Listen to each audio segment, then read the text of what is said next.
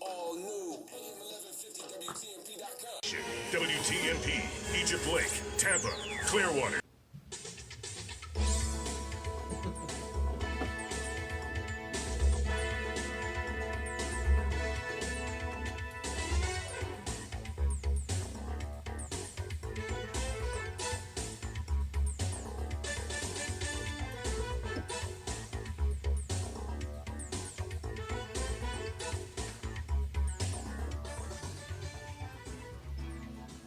Okay, it's another Saturday afternoon, and the elephants have arrived in the studio. Where there's AC, thank God. So there's AC here and all kind of good stuff, and gotta start the show off. So welcome to Porch Talk Radio, ladies and gentlemen, and all our loyal listeners. And there are many because each week we do this. It's an experience for me. And I get calls, and I appreciate you guys that call me on a regular basis just to discuss whatever it is you want to discuss or talk about whatever it is you want to talk about.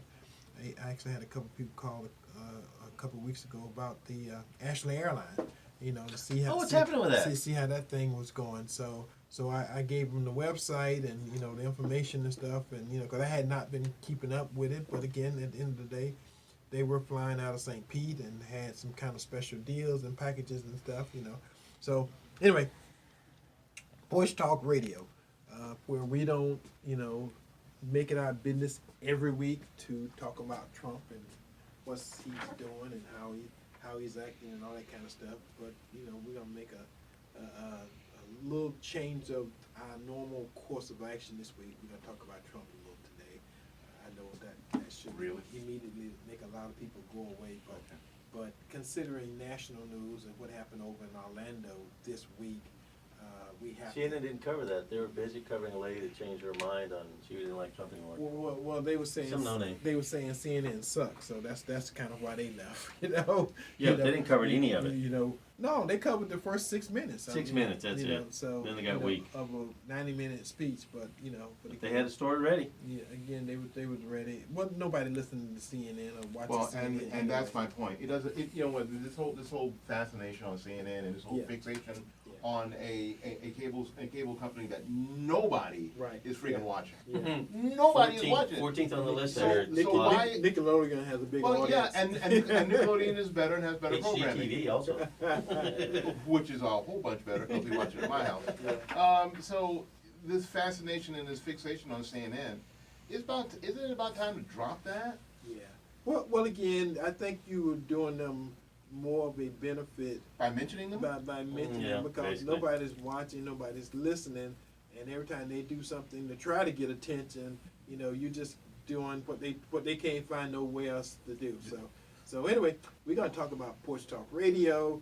The call-in number here for those who want to be on the radio show today. The call-in number is 813. Same as it was last week. Yeah, 813-251-9867. 813-251-9867. For those who want to call me after hours, after the show, or anytime now. My cell phone number is 813-230-3312. 813-230-3312. And you can call now. Email Eddie Adams at Standing by. Talk Radio. The operators are standing. PorchTalkRadio.com. If you want to email me personally, Eddie at PorchTalkRadio.com. Okay. Topics for today. And we got a couple of them. But I must start the show off by thanking our sponsors for the Juneteenth event that we did yesterday. We had a Juneteenth event down at the Pepin Center from 11 to 1, and I think we got out of there about 1:15. Between the keynote speaker, closing remarks, benediction, and all that kind of stuff. So we did well. We recognized the Men of Vision. For those who don't know, the Men of Vision is the group of young black males that's set up, organized, and run by Ross Anderson. And Ross Anderson is one of those public servants that kind of like the ever ready battery. You know, just keep going and going and going and going, and his group of young males, they experience something that you know, it's hard on any group, because one of the guys actually died like a week ago. The guy who passed out doing football practice and died. So that was one of their guys. Well, that's too bad. who The did kid from that. Middleton. The kid from Middleton. The kid Yeah. from Milton. They had the funeral this morning. So again, that was a big deal. Heartbreaking in the family. He was with the family all week, and you know, a whole part of the whole process. And the guys were, because they were like brothers. You know, because when they do this thing together, there was a brotherhood. There's a bond. You know, there's a bond there that young males develop. And anytime you're doing something with a group of people, Boy Scouts, be it, you know, Men of Vision, be it, you know, fraternities, I mean, all kind of teams, all kind of team sports, that whole thing, you know, that's one of the things you kind of join groups and teams and stuff, so you can understand bonding and all the different phases of depending upon somebody other than yourself.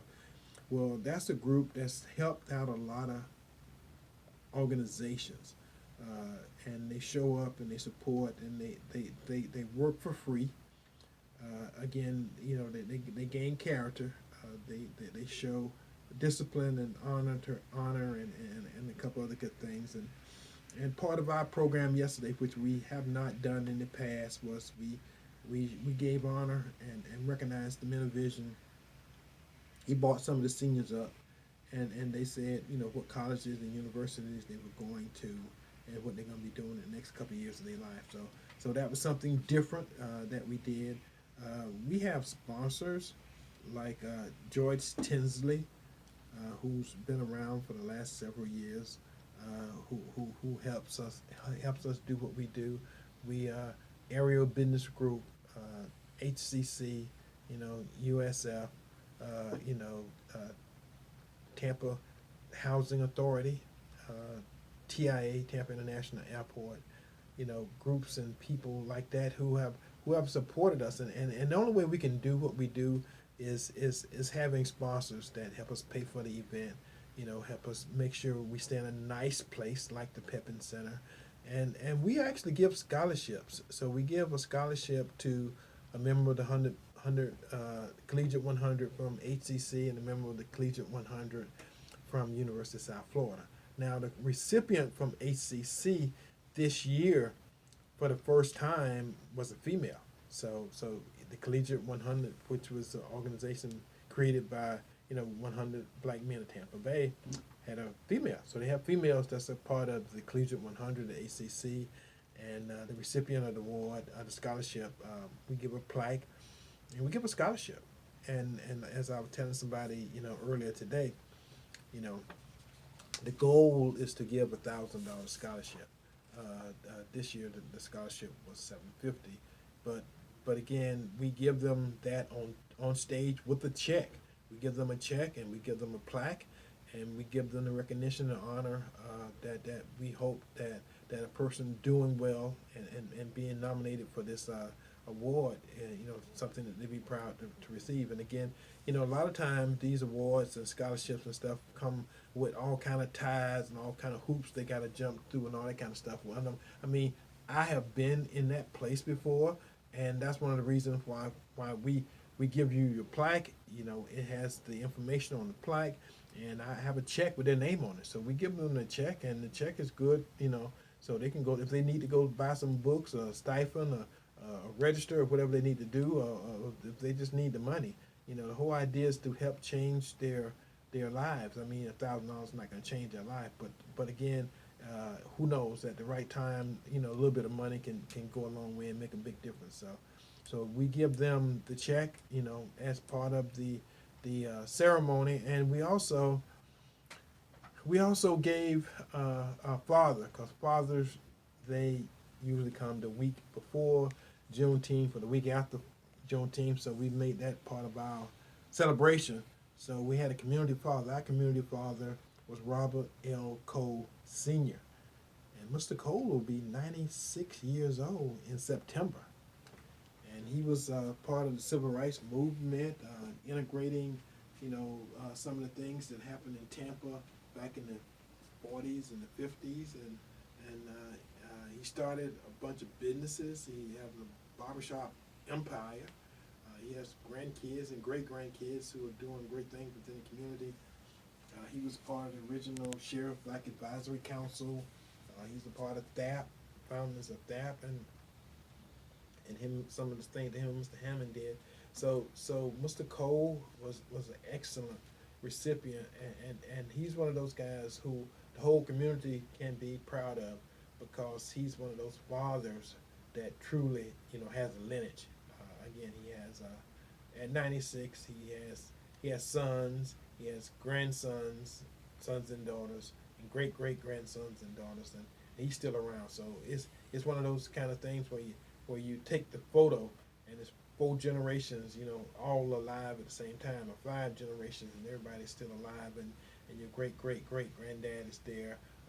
Again, those make amazing photos and pictures and photo ops, and it gave us an honor and pride and privilege to be able to honor him, at an event like that where the whole community was involved. And one of the things that I got to say about the event too is for the most important women, for some of the most important people in the community. For me, primarily my wife was there, which is a good thing. She's part of the program. But Connie Burden was there, and Candy Lowe was there, and Tanya Lewis was there. And those are working women, anybody who understands Tampa Bay and who makes things happen and who gets things done. Connie's the soul, heartbeat of the black community, and Candy Lowe is that business woman who does the business tour event, and Tanya Lewis. I mean, these people, do the back-breaking, tedious task of making this community stay committed to keeping everybody's head above water and making some stuff happen. So they was all at the event yesterday, and like I told people at the event, I say, I couldn't wait till 1:30 came or 2 o'clock came, cause then all the stuff be behind me. My blood pressure can go down. I go home, take a nap, and recover, recharge my battery, and and whatever tasks come about, we're ready for it. So again, thank you for those who participated, those who would have liked to have participated, the sponsors, the staff at the Pepin Center, and the whole 9 yards. And the Pepin has a new manager. His name is Rick.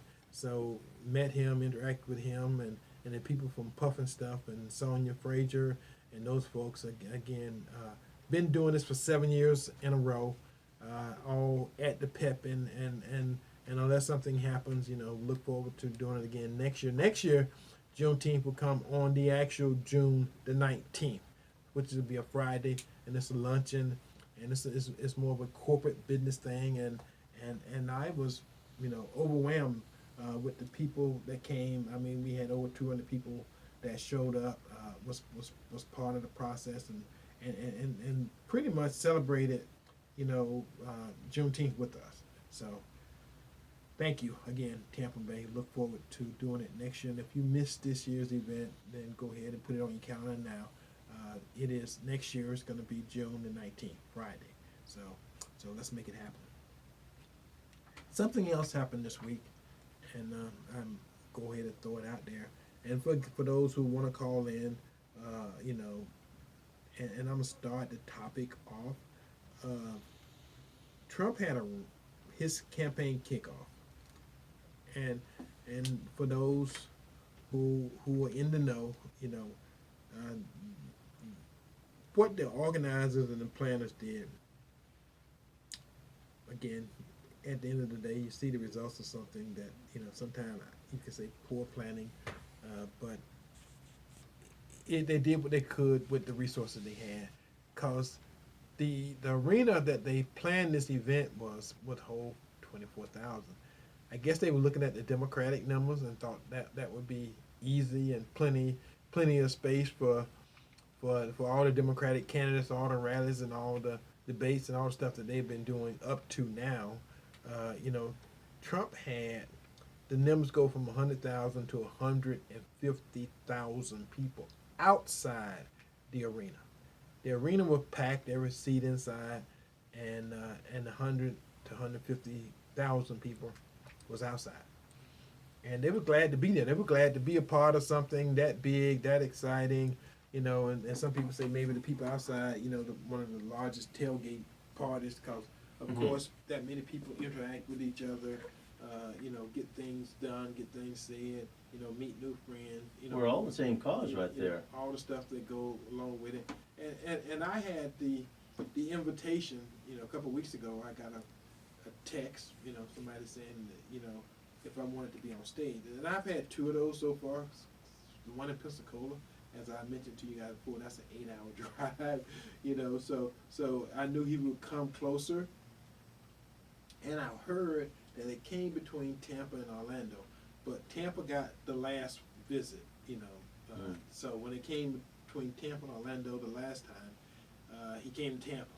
And so this time, they were just trying to serve everybody well. They went to Orlando, and the largest indoor venue they had. But again, if they came here, I don't think they would have. I'm just throwing it out there. This is me. Nobody. We don't have any huge place. Everybody, the largest place they would have had here would have probably been the arena or the fairground or something like that. And so something like a Trump rally, hopefully they would have did it at the stadium. That holds 70,000 people, even though 150,000 people outside, it's a big deal.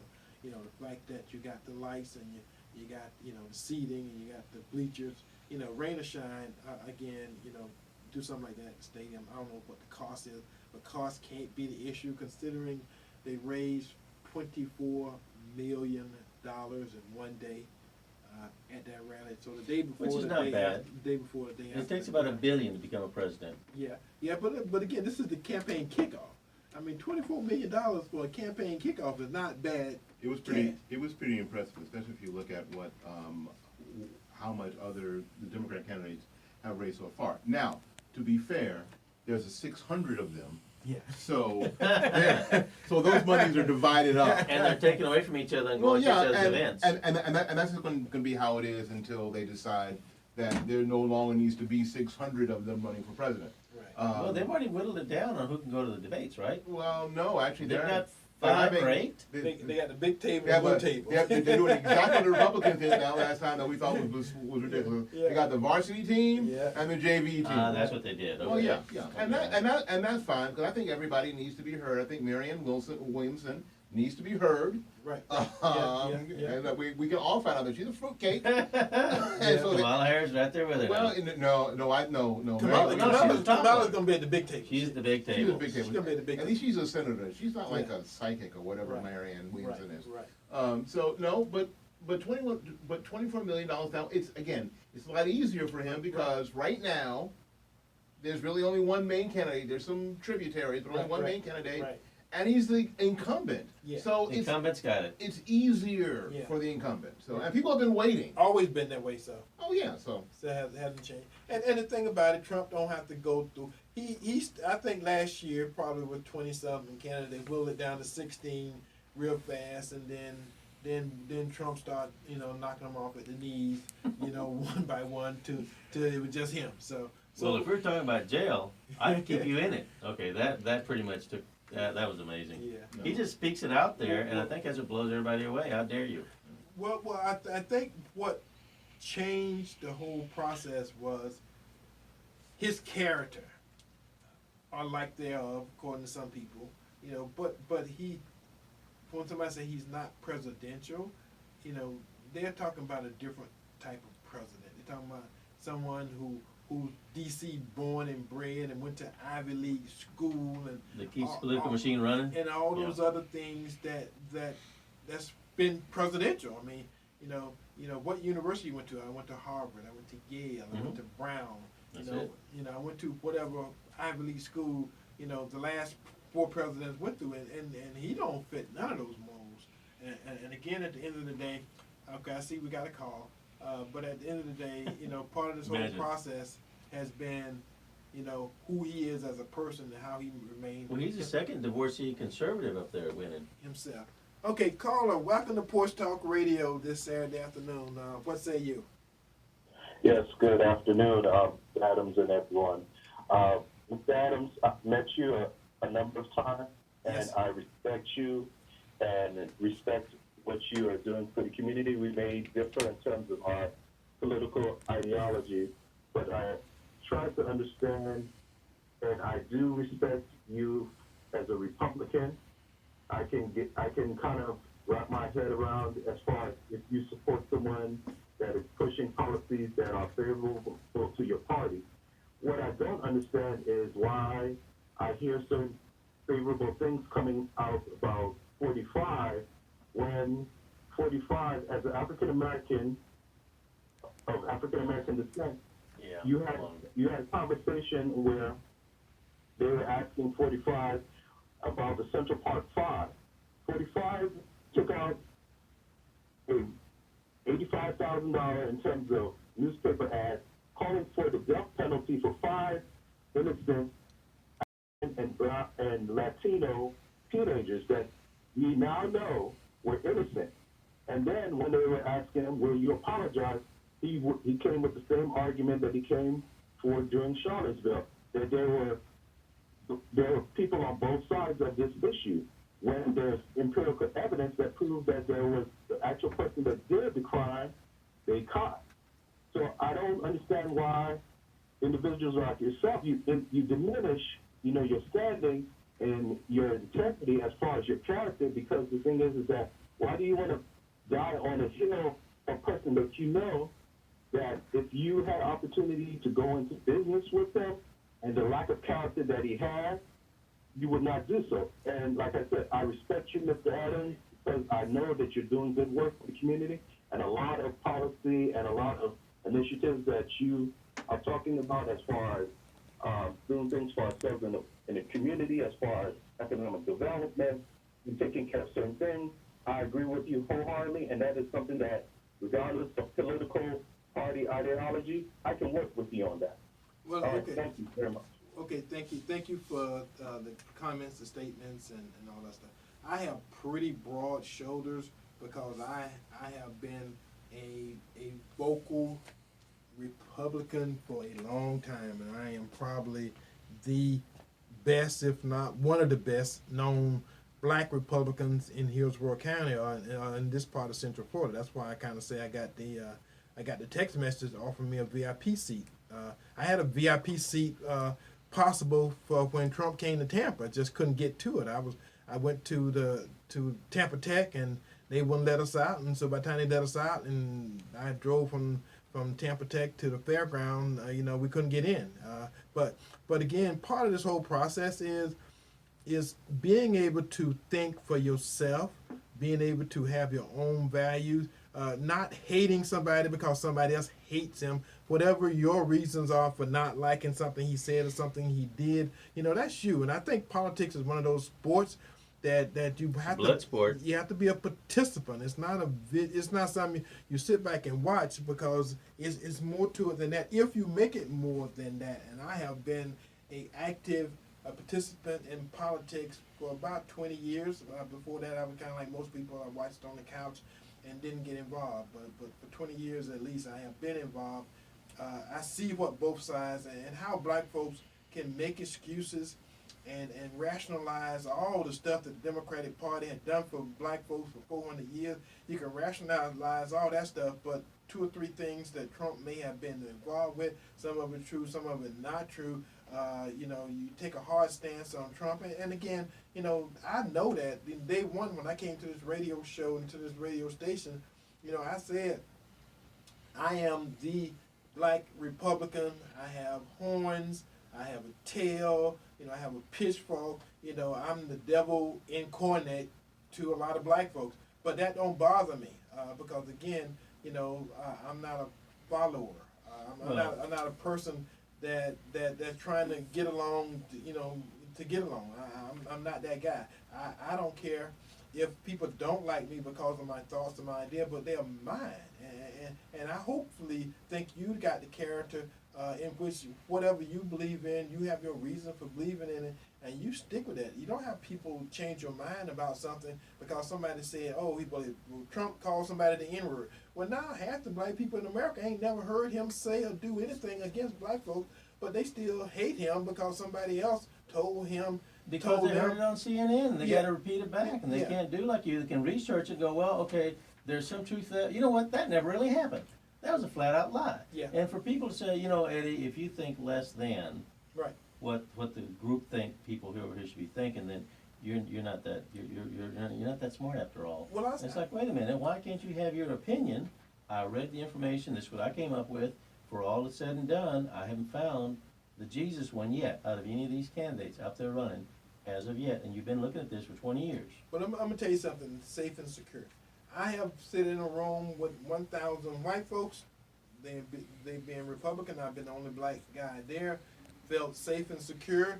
I felt safer than I did when I sat in a room, you know, with probably 1,000 black folks at the Republican. That's not PC now. At the Democratic, you know, convention, and I sat to the table with the chair for the state Democratic caucus at one point in time, and he was a good friend of mine. He asked me to come, and in the same room, probably the same number of people, all of them being black, you know, I probably felt, you know, better being in a room with 1,000 white folks than it did with 1,000 black folks. But that's because it's okay. Both environments I can adjust to. I can be myself, and I can speak comfortably about the things that I believe and the ideas that I have. So again, you know, but that's me. You know, everybody's not comfortable in some of these difficult settings because they're not self-assured as to who they are and what they are. That's not me. I'm the guy. I've been doing this for 10 years on the radio. So for me to tell the whole world how I feel about politics and how I feel about being a Republican and Democrat for 10 years, you know, it takes a lot of kahunas to do that. And not that I have big balls, but you know, sometimes that's what it takes. And that's what we do. You know, so we sit here week in, week out, and for those who have listened to my show, you know, they tell me, oh, you're different. No, I haven't changed at all. I can play shows that we did, you know, 8-9 years ago, and I've pretty much been saying the same thing. And the guys who've been here with me, you know, can attest. I've been saying the same thing. What has happened is the audience has changed because you haven't heard this. And when you hear this, you know, from somebody, and again, what helps me do what I do is the work that I do in the community. 30 different groups, organizations, you know, 501c3s, you know, helping people, helping children, helping homeless kids, you know, helping foster kids. I mean, helping all these different groups and stuff.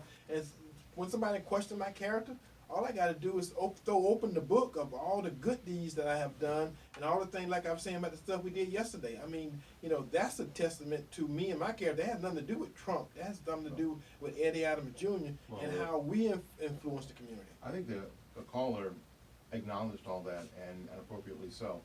The idea is that we hear all the time, how can you support this person? And then and in my opinion, then they cherry pick an issue. Right. And the issue of the kids in New York. Right. And here's my big problem. Did Trump apologize? No. Did anybody else apologize? Did the prosecutors apologize? Did the New York Times and the New York Post that had those kids' pictures on the front pages as animals, did any of them apologize? No. But the New York Times is obviously the one of the head drum majors of the Democrat Party. Right. And I really haven't seen anybody go to their leadership and say, hey, listen, until you get this right, we're going to boycott you or whatever. So this is, and I think there was a thing in New York at the time about all this. Everybody in New York was scared to death, and I don't think that that's in and of itself. If you look at the conditions of what was going on and the nuance of what was going on, is enough to translate that into Trump's a racist.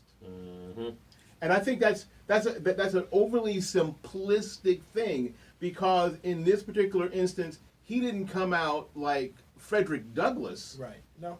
or Malcolm X, that suddenly now he's a racist. Right. Well, see, part of the whole process too is, in the black community, there's the Pavlov's dog and the dog whistle. Racist. There's certain things. Bigot. There's Just say certain things that if it's said, if it's implied, we all take the, not all of us, but we enough of us take that and run with it, whether we may not know a damn thing about what actually happened. We don't need to know because we want to think the worst of some people. Racist. And Bigot. long as something feeds into our ego that backs up or supports these negative interests that we already have, Bigot. then it's easy. And again, I'm not so much for the easy way.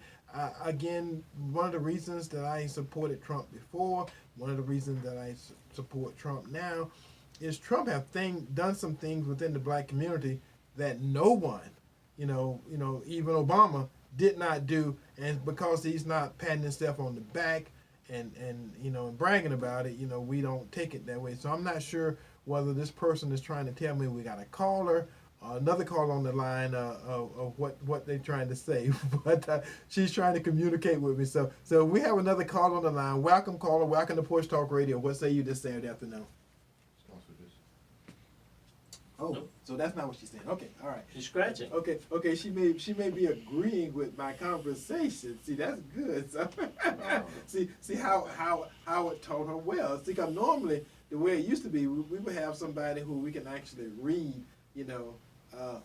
Break. We don't do breaks. So. We don't do no stinking breaks. Yeah, we don't We're here to work. Well, yeah, we don't do no Some working stinking men. breaks on this show. Working So- man. Need a break for what? Water break. So we take a break. Water make you weak. We take a break. We take a break at 2 Suck it o'clock. See, cause she didn't know. So.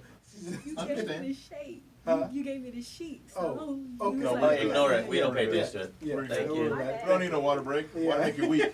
Yeah. So we have an agenda for the show, and the agenda for the show says something, but that's just for the three of us. We or ignore four- it anyway. Four of us for here. It's just kind of general guidelines. She did a great job. She actually does something that we don't do. Is read She it. actually read the thing that you gave her.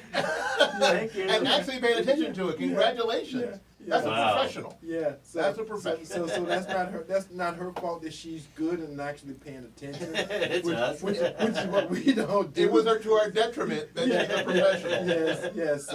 So we thank you for the job that she's doing. Doing a great job. Howard's trained her well. There you and, go. And again, I'm giving her all the kudos and condolences that we can give. Condolences. Did she die? Well, no, she She didn't didn't put die. up with us. She didn't die. But we just. But Moving along. thank you for being part of us and putting up with us and allowing us to do this show every Saturday, and for the people who listening to us, because again, a lot of you guys, you won't talk, you don't talk, so it's up to people like me and Willie and Gabriel and Tim when he's on the air. We say stuff that a lot of you guys are sitting home shaking your heads and saying, yeah, I agree. And again, the rest of you guys are shaking your head, no, I don't agree. But that's okay. You're listening. And that's what it's all about. It's about information, conveying information. Make your own decision. You go ideas, research it. Go. thoughts. Right. And if there's anything I do to make you go look something up, help you make a decision about something you were questioning, then I've done my job. So. Excellent. Yeah, and you're right. The Pavlov word is racist, and we all and in our community we are almost getting to be hardwired in all someone has to do to destroy somebody else is to drop the R word, and no research is done. Yeah. All your personal dealings with those with that entity or those people, none of those are taken into account. If somebody is racist, then they are immediately against the entire community. Oh, yeah. And if you don't jump on that bandwagon, then you are all the words that all of us have been called immediately. And you got to defend yourself, because if you don't defend yourself, it runs rapid, just like fire. Oh, yeah, you got to stand true and do do yourself a favor. I mean, Eddie and Willie, we read our stuff. We read regularly on what's going on. We just don't listen to one news channel, provide us their blah, blah, blah. Yeah. We read, we listen, we get other opinions sometimes. I mean, if we look back on just the Obama administration. We know that thousands of innocent people were killed with drone strikes. We know that. He approved it, and he was good with that. Well, we've been dropping bombs forever. Yeah. Well, the bombs, that's true. I mean, George Bush started dropping bombs, and then that very, and I heard from some people who are in the know who still live here and I will say private conversations, but I won't tell you who they are because they were private conversations. Right. That the military and all the policies having to do, especially with the Middle East, Right. Yeah. Sure. never changed Right. during the entire 8 years of President Obama's administration. No. None of it changed. And then it don't matter who's president for some of this. There stuff. was this That's stuff that needed to be done Right. that got done. Yeah. But then also, again, back to the drone thing, which was that last week's issue that came up. Out of all the thousands of people that were killed during the drone strikes during the Obama administration, of course, he got a Nobel Peace Prize, Trump decided to not go in and kill people. He said 150 lives would be taken over it. He said, it was an unmanned drone. Let's not do anything right now. Yeah, but it was But- a $1 billion drone. But now he's being called a warmonger. Wait a minute, the last guy was killing thousands of people with drones. I decided not to kill anybody because we got one of ours taken out. That was 130 million to be exact. That's a lot of money. Okay. But still, he's being called a warmonger. And you're like, you know what, folks, think about it for yourself. I mean, what's all happening? What are the Democrats doing this week? What are they fighting? Do we know? Do they know what the hell they're doing? Well, global. Yeah, that's Your what- tax dollars is paying for this, folks. Speaking of global warning, I want somebody in Global reparation. Yeah, well, reparation. That's something I want to know. In the last 50 years, of all the global reparations, global that's right. warming, global cooling, all that kind of stuff, how many inches in the state of Florida has the sea level changed? See, I want somebody to tell me that because they keep talking about it's going to change.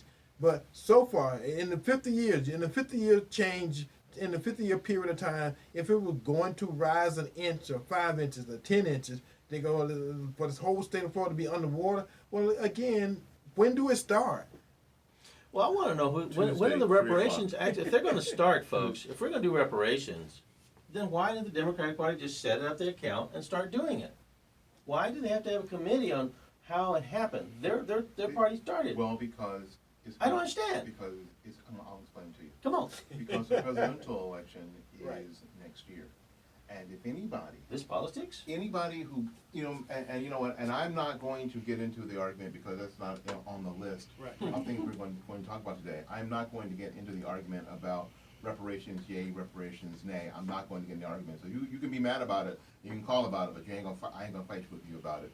But if you don't really get that this is a political thing, Oh, yeah. So just fear and that this is something they can offer you. I mean, because this is what they do all the time. Sure. They say, be afraid of this, but we got this for you all the time. If you are still taking that same old okey doke from these people, Wow. then you need to take a beat and take a breath, and wonder how come.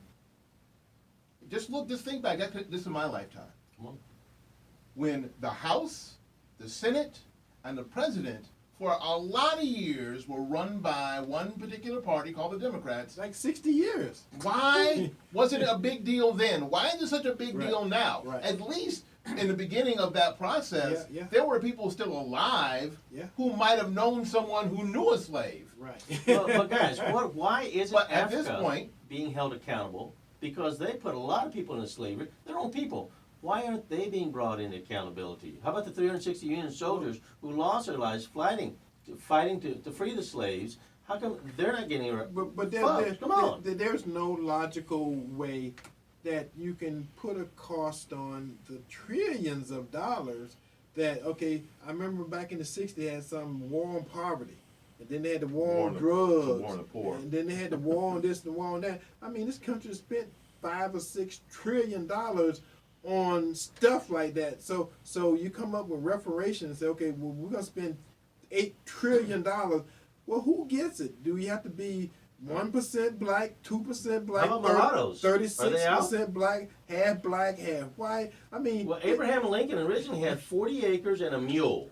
That was his original plan, and Andrew Jackson, a Democrat. Changed that in the Canceled same it. year. They Canceled changed that in the same year. Well, So let's yeah. do reparations for the Democratic Party. all Call it that, good. you know, and I thought about that this week. 40 acres and a mule. Do you know what that actually gave people who were slaves?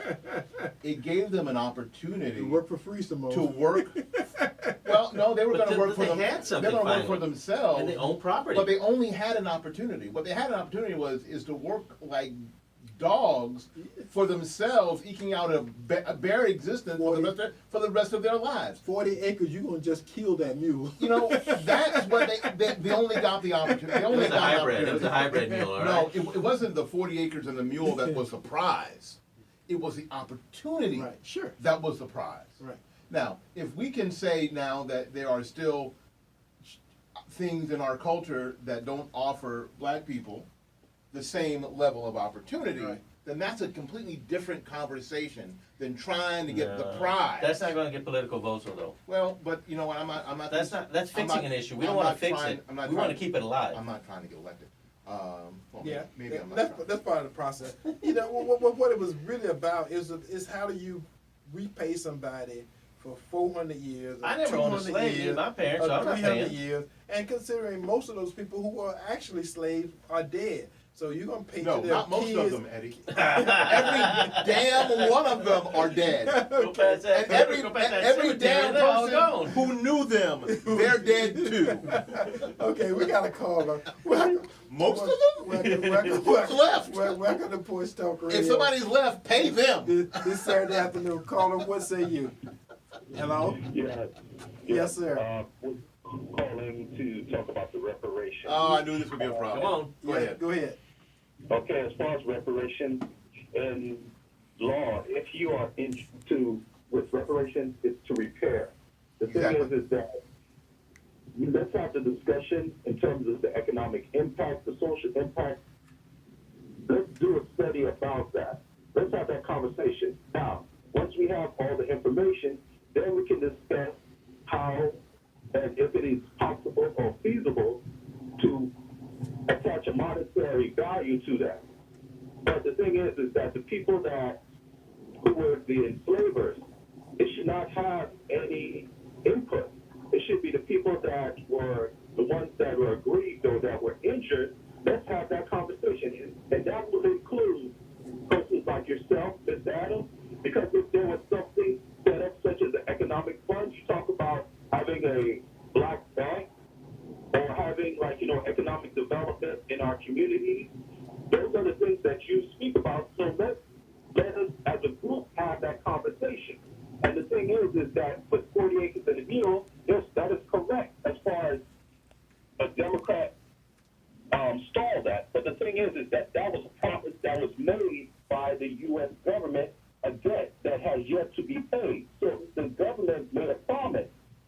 Then the government should be able to correct that issue. And the reason, one last thing, the reason why the U.S. government has yet to acknowledge or apologize for slavery, because once you acknowledge or apologize for something as far as the U.S. government is concerned, you open yourself up for litigation. Big time. And that is one of the things You're right. that's why they continue to not say you apologize. They have apologized to Japanese Americans for the internment camps. They have apologized to Indians? Americans. Oh, But yeah. the thing is that when it comes down to Italians? ours, they don't want to apologize for slavery. And that is the only way that you can move forward until we acknowledge the injury. Well, see, They're part of doing what in law they call no contest, Well, where you don't assign blame to either party. You're right. That's good. Good call. Let me throw this at you. All of the people who were enslaved, as Willie said, are currently dead. Correct. All of the people, Like there was something not gonna be dead? all of the people who actually enslaved them, They're all dead. are currently dead. So again, it becomes the receivers of the reparation, seeking to be repaired for something that actually may have harmed them, but all those people who actually did the harm are already gone. So it's part of the process of how you make that politically correct. Okay. And he mentioned correctly about the I know we got a call. the Japanese internment camps Yeah. that were started by Democrat President FDR, who's held in high esteem with the Democrats by this day. Mm-hmm. And yes, that was horrific. Yeah. Because these were American citizens Who they put in jail. who they put in internment camps. Yeah. And their property was stolen from them. They lost their jobs, their businesses, families. It was horrendous. But all those reparations or apologies came While they was alive. They were still alive. Yeah. So. And that's the benefit that unfortunately black people don't have. Right. Okay, so caller, welcome to the new caller to Porch Talk Radio. What say you this Saturday afternoon? Hello? Hey, hello. Yes, sir.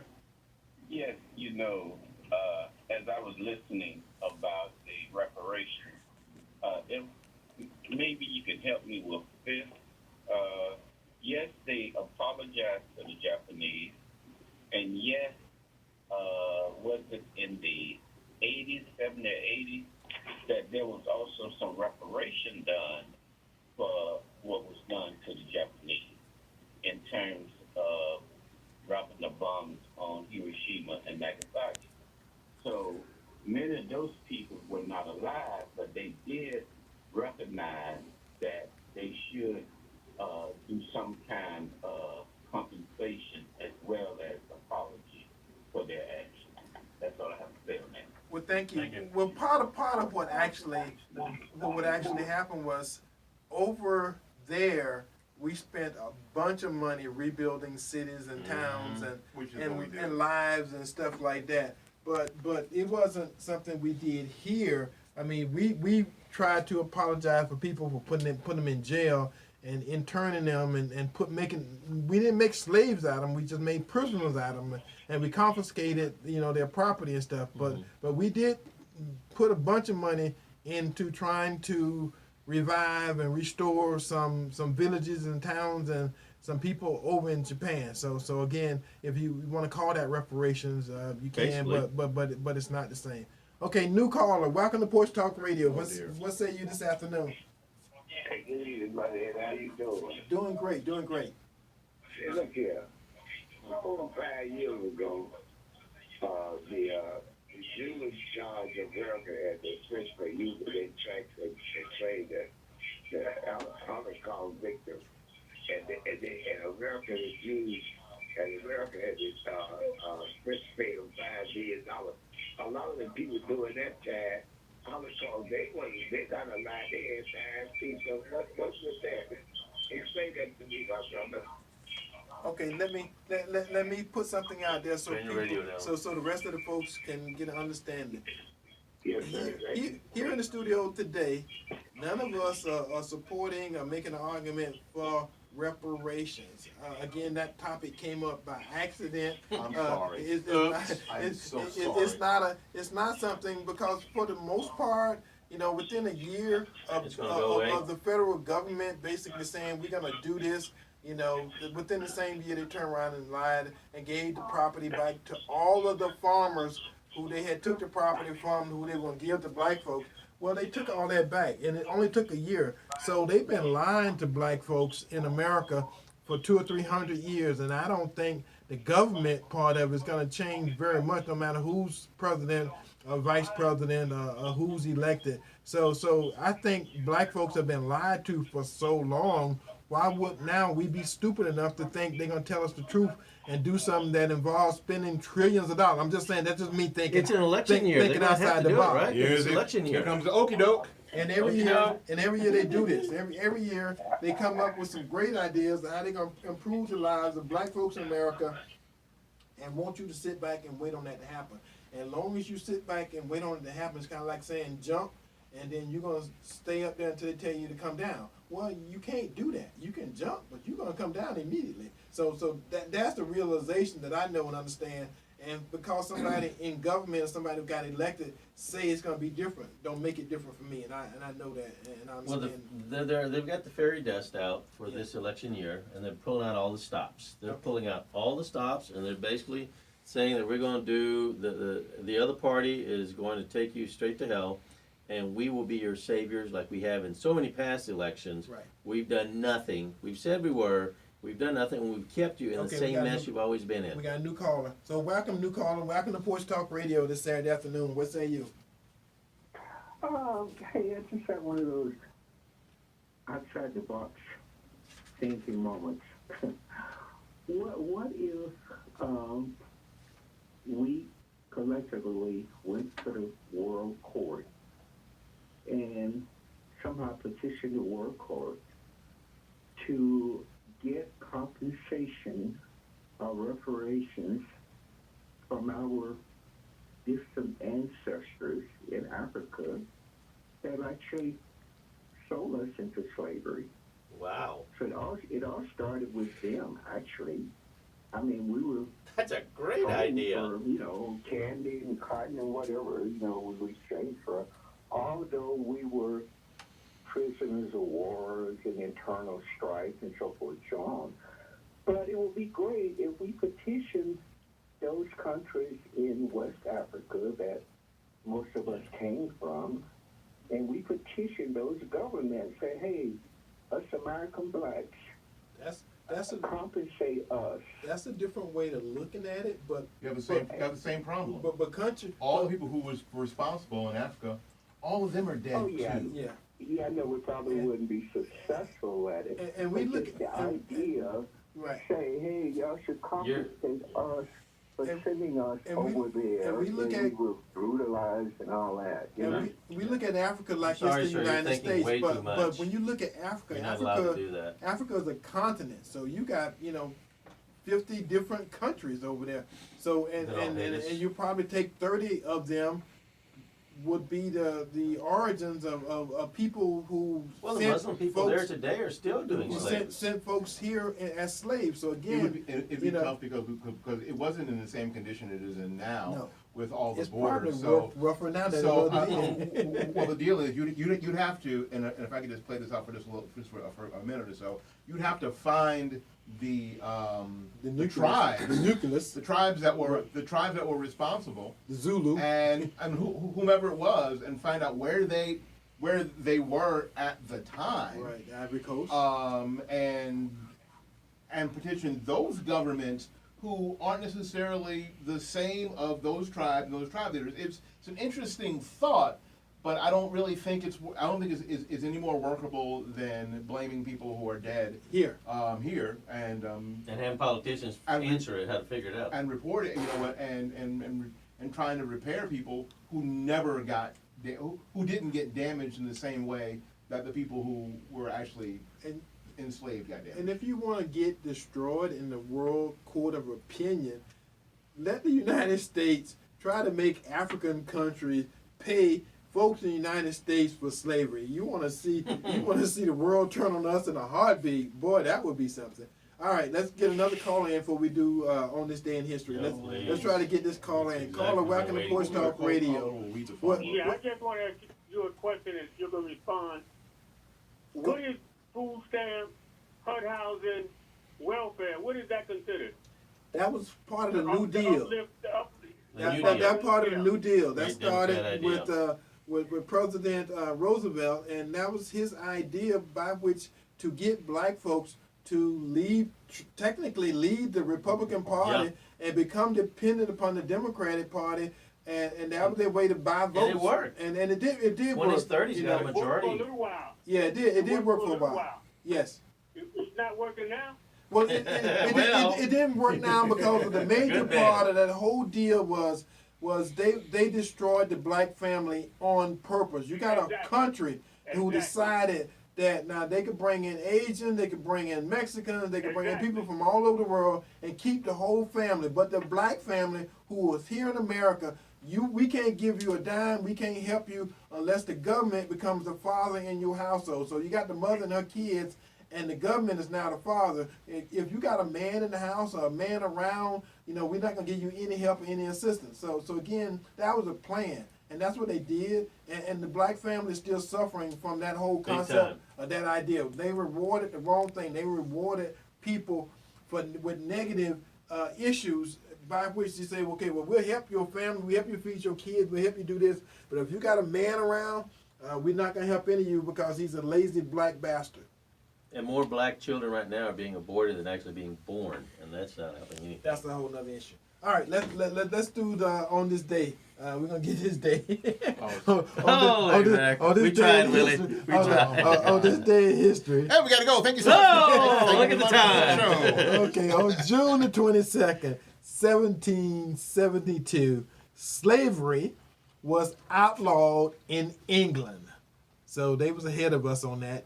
They knew it was coming, and they had far less slaves than we did. But it was only Democratic plantations. I mean, they had them. well, it wasn't not in England. In England, No, not England, but they're here in America. Whole different society. On this day, June 22nd, in 1870, the U.S. Congress created the Department of Justice. And things have been screwed up ever since. Yes, I guess we didn't need justice until that time. So we created the Department of Justice on June the 22nd in 1944. U.S. President Franklin Roosevelt signed the GI Bill of Rights to provide broad benefits for veterans of the war. So there was a whole bunch of wars that had happened, and we have veterans who needed benefits and needed help and needed stuff that they do now and they have been ever since. In 1970, June the 22nd, U.S. President Richard Nixon signed an extension of the voting rights of 1965. It required that the voting age in the United States be 18. Which is a huge problem. It's still a problem. It needs to be 25. Because they're trying to get it up to at least 21. So Well, the Democrats want age 16, guys. they're still working on that. It needs to be 25. Yeah. Okay. On this day in 1992, the U.S. Supreme Court unanimously ruled that hate crime laws that ban cross burning and similar expressions of racial bias, violate free speech rights. So I guess burning crosses and hanging folks and doing all that kind of stuff. Not hanging folks, but burning crosses. There you go. As awful as it is Is a right. is a free speech issue. Yes. Now Okay. I'm not sure YouTube is getting this, but Yeah. And last but not least, on this day, on June the 22nd in 2009, and I know this affected and broke a whole bunch of people's heart, Eastman Kodak Company announced that it would discontinue sale of the Kodachrome color film. I like the Polaroid one shot. That was cool. It gave you the picture right away. Yeah, no. What are you talking Kodachrome could only be processed and developed by Eastman Kodak. So you bought the film, you shot the film, and you had to send it back to them to be processed and developed. And they were the only one in the world with the secret process to process that film, and it was the best film in the world at that time. yeah, Kodak's. I have some in-laws who work for them up in Rochester. They pretty much swallowed themselves. They did. I mean, it was time after time. They swallowed themselves by all sorts of insanity that they did internally. It was crazy. Did not prepare. Did not have any vision. They had the did not- technology for digital photography. Yeah. They owned it Right. and shelved it. Yes, the land camera, when the one where you get the instant pictures and all that kind of stuff, they had that for 20 years before they started producing the camera. And now all of a sudden every camera, every phone, everybody can do what they had, 50 years out. But again, they figured they can make more money by hiding it, and then somebody come along and bust their bubble by producing it in mass numbers, and now everybody got one. Your phone takes pictures. It does better than camera. What are you talking about? And you can send them to anybody in the world. Typical. Just like that. Typical short-term thinking. Yeah. Well, like the guy with the buggy whip, and the buggies and the ice house. I mean, all those things were great inventions during their time, but time passed them by. And again, if you got an ice house today, you're not gonna make a bunch of money. There used to be an ice house on 7th Avenue, right before you get to 50th Street. Because I've been there I've been there as a kid. Well, they still got ice trucks because Tim ordered ice for us for an event we had a couple years ago. We ordered 30 blocks of ice. But again, everybody had an ice box, and that's what it used to be for. So, Yep. so they made a lot more money back then. So stuff has changed, but also the language changed, Well- guys. Remember the language itself today with Yeah. being PC, gender neutral term for sugar daddy, for example, is glucose guardian. Just remember, folks, the language is changing as Yeah. well. Well, again, everything is changing. Everything is political, and because somebody's saying, or you hear it on CNN, or ABC, Fox MSNBC, MSNBC. don't make it true. Don't make it correct, and they will Research lie. it. They will lie to you in a heartbeat Oh, if big they time. can get you to change your They have vote, been. change your opinion, or get you to buy a product. So, with that being said, I guess until next week at this same bat time, same bat channel, and thanks to the folks here at TMP, we'll be back. Until then, we love you. See you God next bless week. America. Bye bye. Peace. We're out.